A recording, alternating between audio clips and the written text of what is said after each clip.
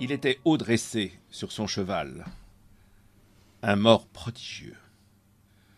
La bête en son élan fauché, le poing ganté de fer et crispé sur le mort. Surgit brutalement d'une tombe cachée, il se détachait obliquement sur le ciel, haletant d'une longue et noire chevauchée. Ses yeux me fascinaient d'un éclat irréel, de ce soleil secret dont brillent les archanges et les initiés aux rythmes éternels. Moi, que la lente fièvre des marais démange, qui voudrait m'enfoncer plus avant dans l'oubli, dans le lâche brouillard de poèmes étranges.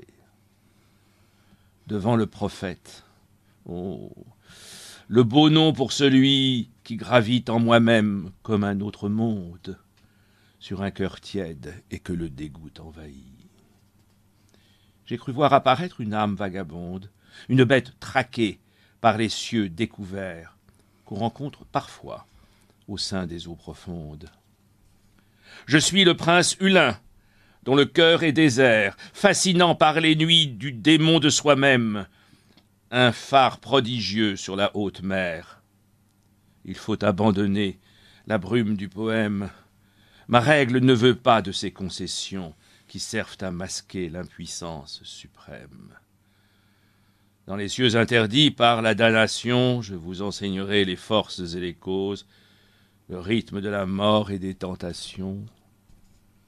On dirait que vos yeux recherchent autre chose, que vous vous retenez à quelque amour secret. Il faut briser tous les regrets qui s'interposent. Je vous promets des mondes à peine explorés. Quand les autres viendront et verront votre absence, ils ne vous prendront pas pour un désespéré. Par la route montante de la connaissance, vous irez vers le seuil grand ouvert de la mort, avec une âme haute et gorgée de silence. Hâtez-vous.